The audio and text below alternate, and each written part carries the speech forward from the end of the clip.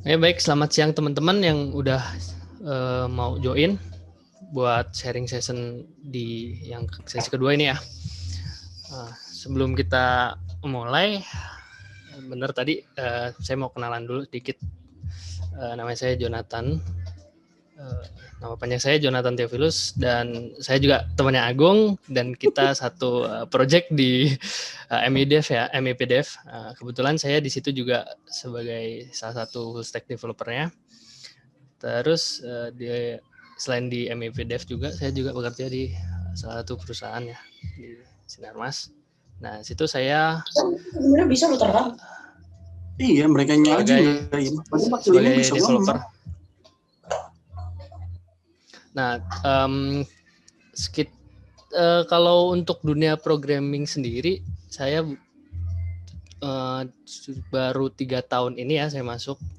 Dari banyak sih pengalaman yang udah ya lumayan lah gitu, dari kebanyakan di PHP, main di backend gitu, full stack banyak pakai Laravel, kadang ada beberapa proyekan juga yang udah saya garap itu di mobile, tapi cuma nggak banyak 1-2. Nah itu, tapi selebihnya sih base-nya on web gitu. Nah kebetulan saya juga ada satu proyekan yang udah pernah pakai Vue, terus di MEP Dev kita bisa saling sharing ya. Sekarang saya coba pengen bagiin soal Vue.js gitu. Nah, tujuannya sebenarnya saya mau sharing soal Vue.js ini yaitu sebenarnya buat ngasih opsi buat teman-teman nih yang mau nge-develop yang khusus buat front end, tapi apa namanya ya, masih bingung mau pakai yang mana gitu. Nah, kan banyak nih, ada React, ada Angular, ada Vue. Nah, itu salah satunya coba saya kasih tahu kelebihan dan kekurangannya, kan sama-sama punya kelebihan dan kekurangan, itu saya coba sampein gimana detailnya Vue.js gitu. Nah, itu singkatnya dari saya perkenalannya. Nah, oke, topiknya tadi kan soal Vue.js. Kita masuk ya ke Vue.js. Nah, kalau ngomong soal Vue.js berarti kita ngomongin soal JavaScript karena emang base-nya kan on JavaScript. Teman-teman ngomongin. Nah, terus kalau JavaScript beberapa tahun terakhir ini memang masa keemasannya sih kalau menurut saya. Soalnya ya banyak sekali aplikasi yang berkembang ya, khususnya di bagian web base. Terus banyak juga yang menjara di bagian back end-nya, server side, dan mobile pun ada juga kan. Makanya buat teman-teman yang baru awal nih mau masuk ke dunia programming dan bingung mau pakai bahasa pemrograman apa, buat saat ini itu salah satu rekomendasi yang paling oke itu belajar JavaScript. Soalnya buat kedepannya juga masih mantep lah gitu, masih dipakai gitu. Nah itu. Nah kalau ngomongin JavaScript juga dia bisa jalan di server side, di back end. Itu misalnya ada node, dia bisa running kan by Express, ada Next ya.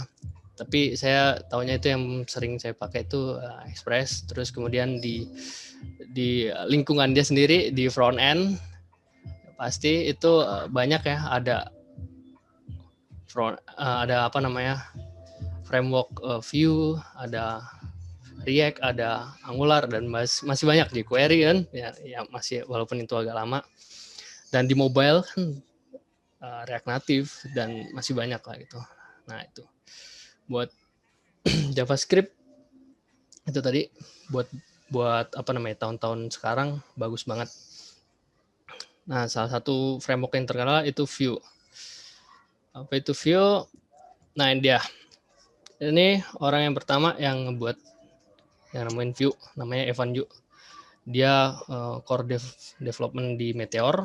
Terus sebelumnya juga pernah kerja di kreatif teknologi di Google. Nah, sampai di tahun 2016 kerja full time sebagai developer Vue.js.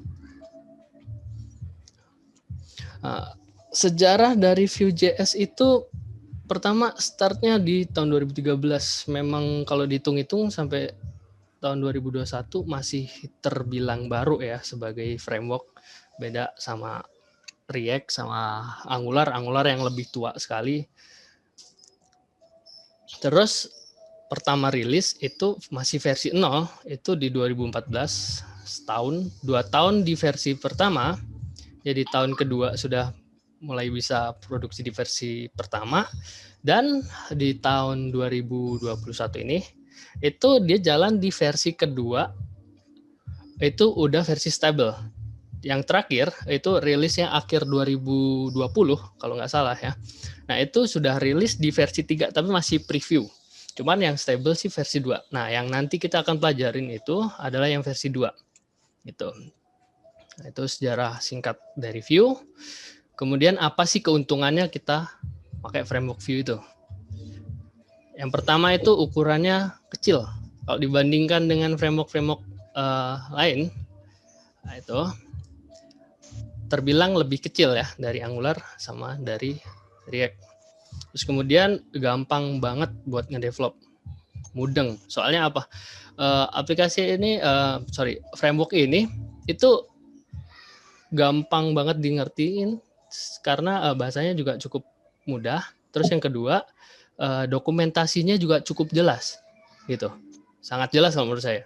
Jadi gampang kita buat ngerti gitu, buat ngedevelop aplikasinya. Kemudian integrasi simple ya, kemana aja ya integrasi itu, maksudnya dari ke mobile apps, ke mobile dia ada native mobile juga, lamanya apa ya, native script gitu, native script tapi based on Vue ya, ada native script Vue juga ada. Terus kemudian ini tadi yang saya bilang detail documentation, dokumentasinya lengkap banget, dan kalau mau lihat sekarang itu teman-teman bisa lihat ada dokumentasi yang pakai bahasa Indonesia. Jadi kalau misalkan ada terkendala dalam bahasa nih belajarnya, nah itu Vue lengkap banget pakai bahasa Indonesia juga udah ada. Terus kelebihan yang menurut saya, pendapat saya ini, opini saya, itu kelebihan dari Vue itu adalah walaupun dia bukan base-nya bukan dari perusahaan-perusahaan besar kayak misalkan Angular kan dia punya Google, terus React dia punya Facebook. Nah, sedangkan Vue ini kan jalan berdasarkan dari community gitu. Dia lahir dari komunitas dan dia open source. Nah, kelebihannya dari situ adalah ketika kita ada satu masalah ketika kita coding di Vue itu, kita nggak perlu takut karena banyak sekali forum-forum yang ada gitu. Nah, itu kelebihannya karena open source itu tadi. Dan flexibility ya. Oke. Dan yang terakhir, ini tergantung sih. Kalau saya sih, ini pilihan saya tepat. Ini kayaknya nggak perlu kita jelasin sih, langsung ke ekosistem. Nah, di Vue juga terdapat beberapa ekosistem yang menunjang ya di framework Vue itu. Seperti Vue Router, dia buat single page, jadi routing per page itu, tapi nggak perlu lompat antar page. Itu kita bisa pakai Vue Router, Vuex buat state management. Jadi state management itu kayak observe data itu bisa di observe. Jadi ini tujuannya buat pengambilan API gitu-gitu. Nah itu, tapi kita nanti nggak belajar soal itu ya. Ini lebih ke advance-nya nanti. Nah, yang kita pelajarin itu ada Vue CLI, Project Scaffolding. Jadi kita jadi ada satu modul dari Vue itu yang kita bisa ngerunning di command prompt by Vue, ketik Vue gitu.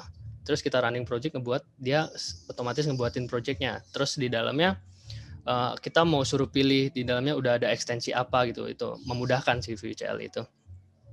Vue Loader, nah dia buat ngeload single file komponen di Webpack. Terus kemudian Vue Server Render, ini kalau mau pakai SSR, Server Side Rendering, nah Vue juga support. Server Side Rendering itu apa?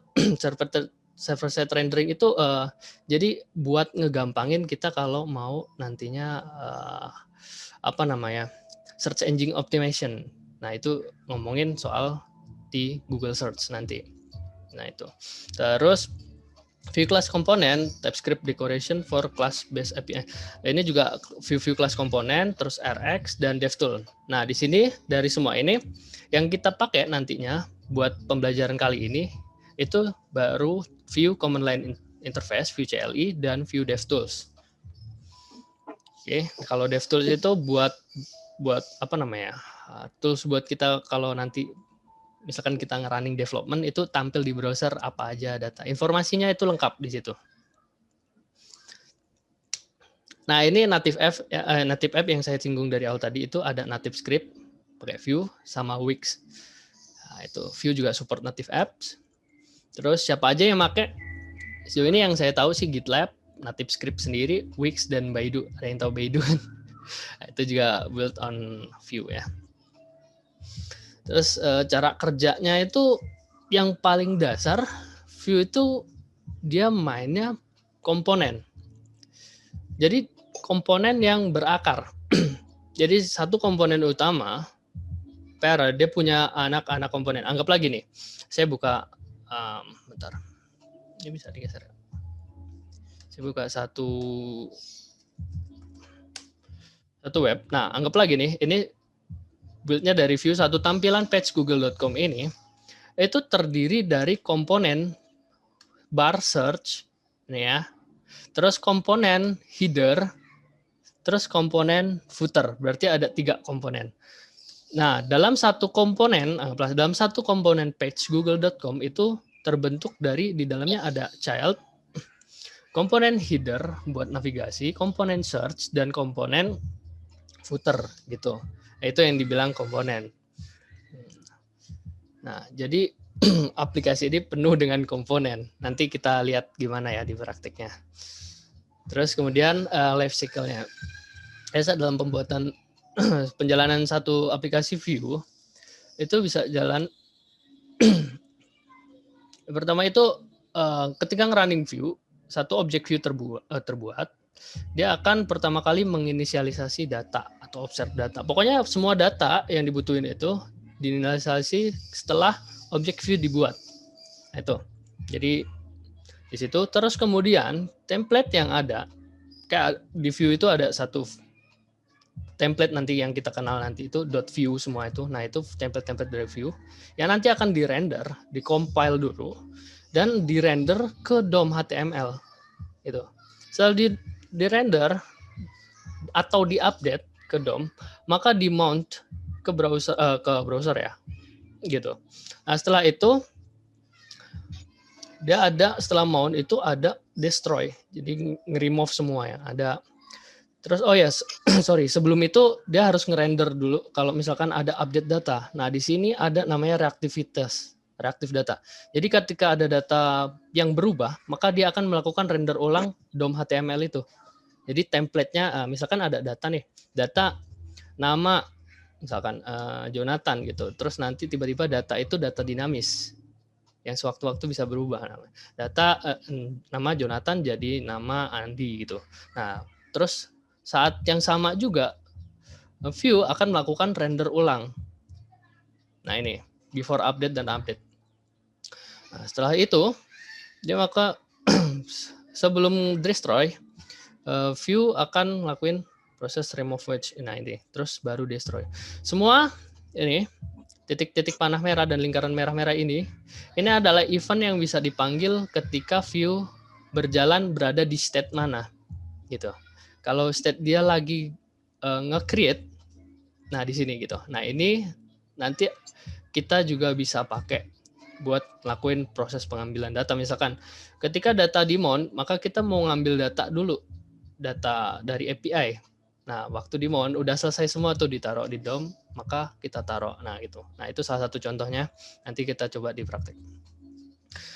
Nah, ini juga cara kerja Vue, reactivity. Semua data yang ada di Vue itu sifatnya reaktif. Apa itu reaktif? Jadi kayak satu data variabel yang udah dibuat di Vue itu kayak ada dia ngebaca, ada watcher ya di situ, ada watchernya. Jadi ada on ada event emit jadi gitu. Ketika ada value yang berubah di satu variabel itu, maka otomatis dia akan melakukan render ulang gitu. Nah, di dalam data itu kalau kita lihat ada fungsinya itu getter dan setter. Dia nge-get, terus nge-watch lagi, dan lakuin render ulang. Terus setelah lakuin render ulang, dia nampilin lagi di komponen. Nah, begitulah. Jadi dia langsung terus-terusan berputar gitu. Jadi datanya reaktif, real time. Nah, ini interpolation-nya. Kita lihat beberapa kode-kode di sini teks. Contohnya kalau kita mau output teks ke template ya, template HTML-nya view, itu kita bisa pakai double bracket. Jadi kayak misalkan kita inisialisasi variabel di apa namanya di view di JavaScript-nya, di script di view-nya. Nah, ketika kita mau panggil itu variabel di tag HTML, kita bisa buat di double bracket gitu. Kemudian kayaknya ini langsung dicontohin deh. Bentar.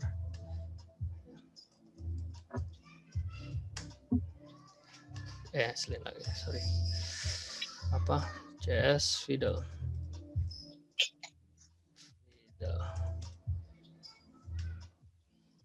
Kita coba contohin.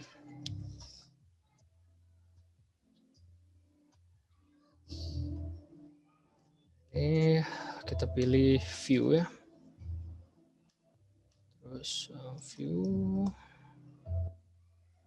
2. Oke. Anggaplah ini satu HTML ya. Terus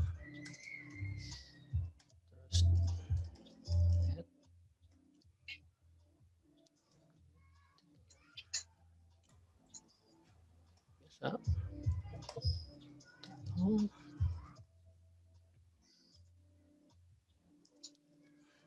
Dia punya body. Di dalam body kita mau kasih div ID. Div ID misalkan.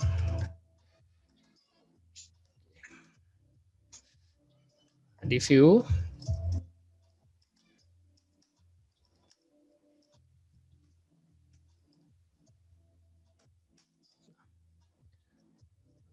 L2 ya.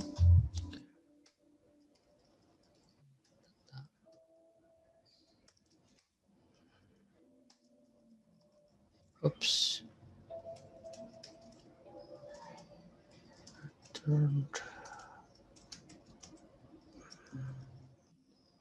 Kita contoh di sini message.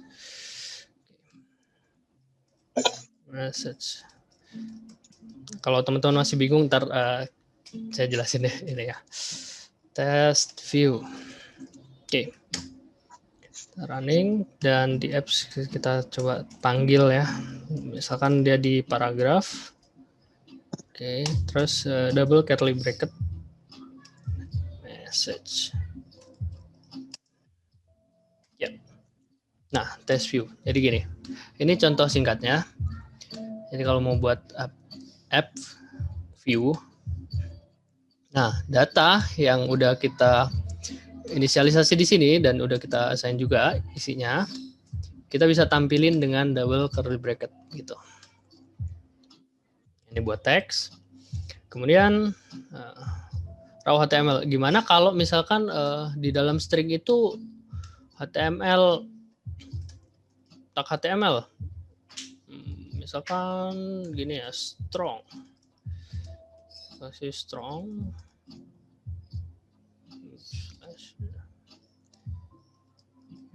Cuy. Nah, gitu. Apakah dia bisa dipanggil di message-nya? Nah, kita copy aja.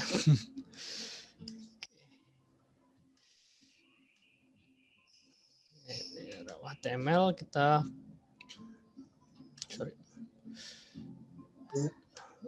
ini message ya.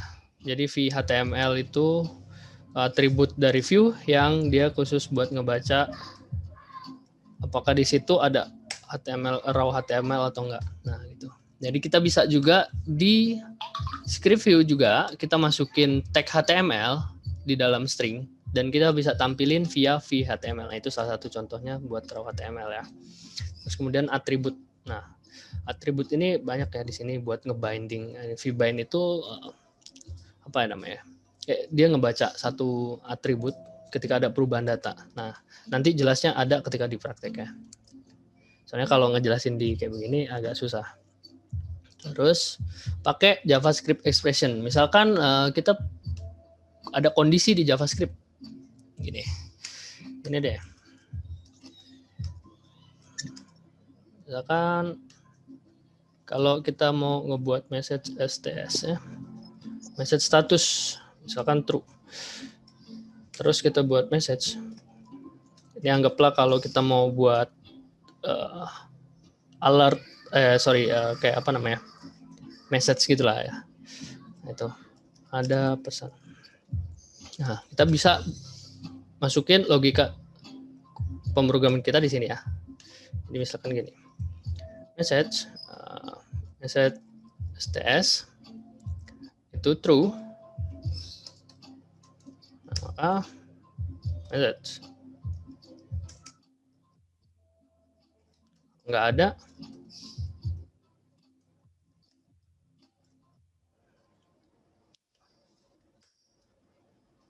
Nah, gitu. Jadi kalau misalkan message status itu true, maka message dipanggil. Kemudian kalau nggak ada, kosong. Coba dibikin false.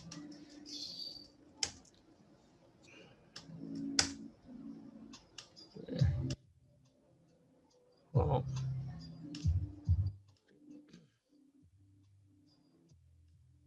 Ini kayaknya salah deh. Nah, ini kosong, bos. Jadi pakai kutip satu. Nah, ini contohnya. Kalau kita mau taruh logika di sini juga bisa. Tidak berperlu. Bracket. Oke, terus directive. Jadi review juga ada vbind sama von. Apa itu vbind? Vbind itu jadi gini, misalkan ada data message dan kita bind data itu ke salah satu kelas. Div span ya, misalkan vbind. Kalau ada message, vbind class.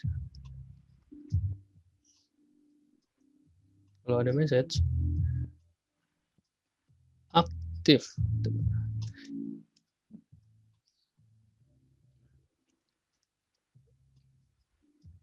Misalkan non ya. Nah, kita buat satu CSS di sini.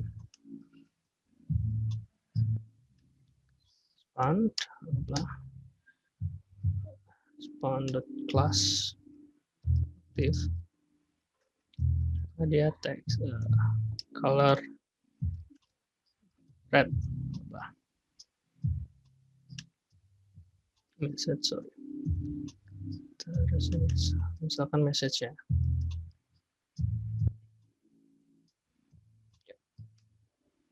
Nah, kalau dia ngebind data itu ngecek data ini dibind ke sini. Jadi buat ngecek. Misalkan message ada, bind message ini, message data ada, maka kita mau buat kelas aktif. Kalau nggak ada gitu. Terus kita tampilin message. Itu salah satu bind. Nah, terus penggunaan von itu ada di anggaplah event button ya. Button.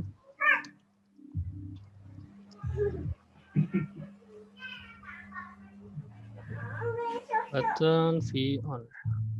Oke, klik.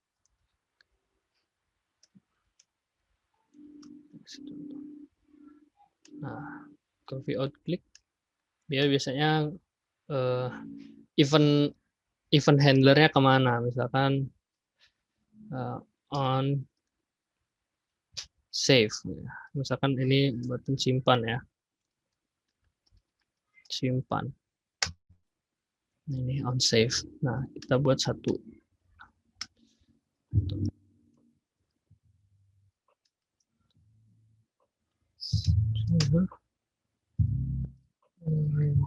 Touch. Jadi apa yang kita buat on save?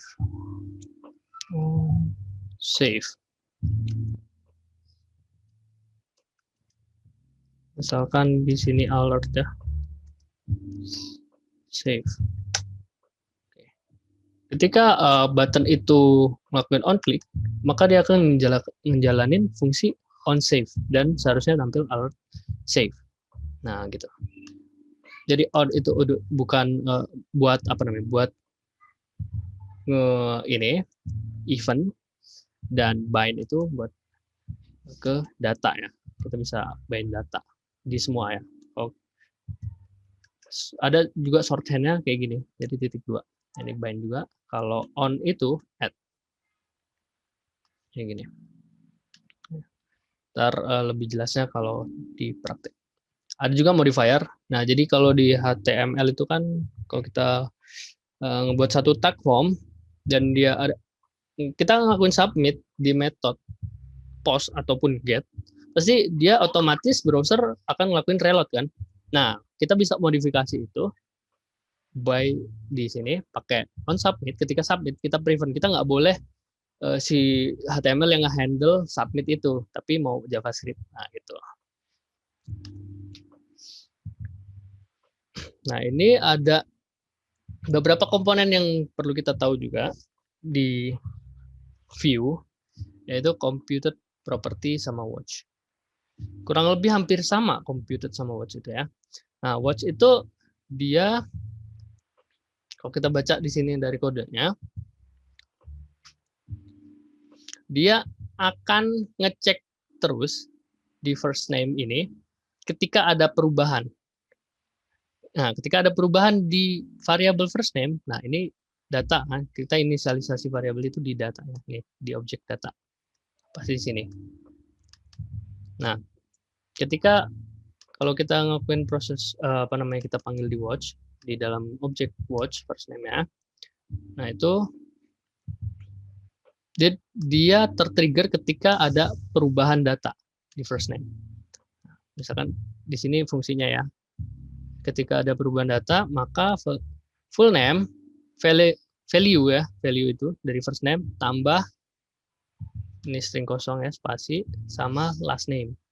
Kalau perubahan di first name. Kemudian sebaliknya, kalau di last name, ketika ada perubahan di last name, maka full name akan diisi sama value yang baru di parameter. Jadi ngebawa parameter juga. Nah, itu watch. Kemudian compute. Kalau compute, dia agak sedikit beda. Jadi kita ngeinisialisasi variabel itu langsung di sini, variabel compute. Nah, apapun yang ada di dalam fungsi ini yang berubah, maka akan berdampak sama variabel ini, gitu compute.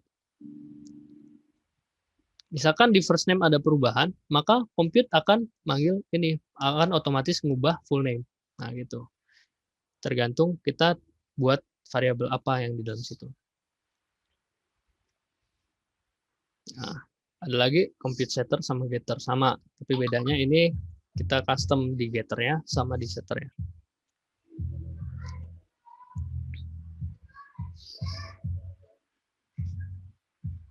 Oke. Kemudian binding. Tadi saya singgung soal bind, itu kita bisa bind itu bind data ke atribut HTML. Jadi kita bisa pakai buat ke logika gini. If else tadi kan udah ada contohnya. Misalkan ini contohnya aktif sama dengan is aktif. Text danger sama dengan hasil error. Jadi kita langsung put data itu ke dalam kelas. Boleh ini bisa coba ya satu.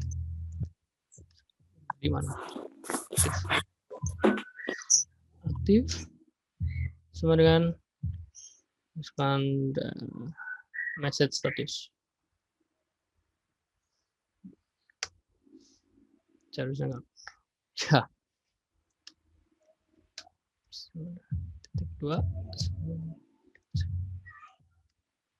Ada error.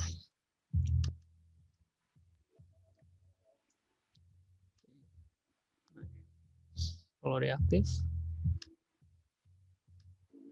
message statusnya, maka dia, nah itu binding. Kemudian ada conditional. Jadi di tag, di atribut, di tag HTML kita bisa buat satu conditional. Jadi ada kondisi gitu, misalkan gini, ya, message ya, message status. Nah, ada pesannya. Kita mau ngecek kalau dia ada atau enggak. Gini, contohnya. Jadi ada satu atribut yang kita bisa pakai yaitu v-if. Misalkan kita cek message status. Kalau message statusnya ada, maka dia akan tampil message.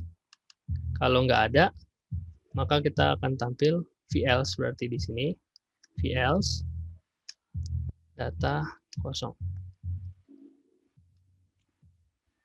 Ya, message status false, karena false. Kalau true, maka dia ada pesan gitu. Nah ini seberapa dalam v-if ini bisa kita pakai itu tergantung dari sama dalamnya ke close tag-nya ya. Kalau misalkan di dalam tag ini ada tag lagi ya itu di dalam if itu masih di bagiannya if itu gitu. Ada v-else if juga sama penggunaannya seperti ini ya. Kemudian looping. Looping juga hampir sama. Jadi misalkan kita punya data array, data pesan, misalkan data pesan di sini kita kosongin aja, atau kita hilangin juga. Data pesan, misalkan ini ada objek, objeknya itu message-nya.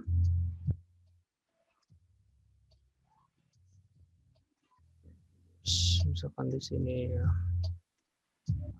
anggaplah kayak mirip di database deh, ID. Jadi satu message, ini dua message dua. Kita mau ulang nih data pesan, gimana caranya? Nah, kita ulang di spawn.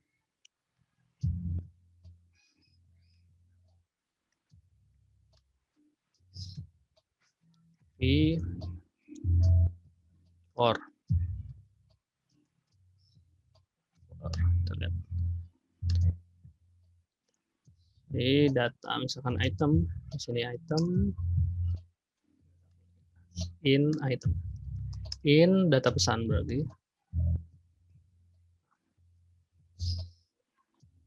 terus kalau udah ada itu kita mau panggil item dot message.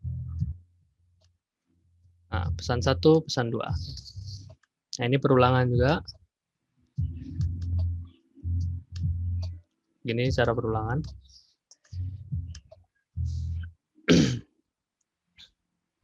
Terus ada metode event handler. Tadi udah saya jelasin sedikit ya di event handler.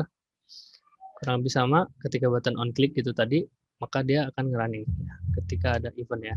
Kita mau buatin metode. Di sini contohnya button create. Ini ketika create fungsi metode create akan dipanggil gitu. Nah, ini form input. Input binding. Ini kita bisa lihat contohnya.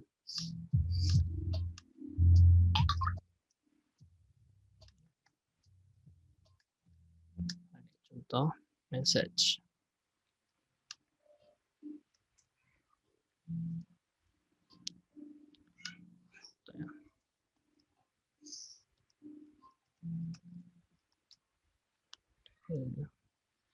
Tes, message is test. Nah, dia kalau di sini model itu ngebinding input.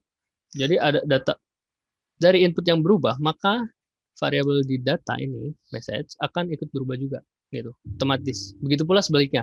Kalau di sini berubah, maka di input juga akan berubah. Mereka saling sinkron, kayak ada reaktifnya itu. Saya bilang di view reaktif. Nah, gimana cara ngeliatnya ini? Misalkan tes, tuh.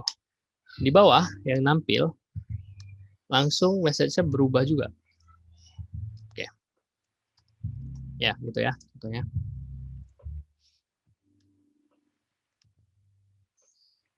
Terus event key modifier. Nah, ini untuk klik, dia punya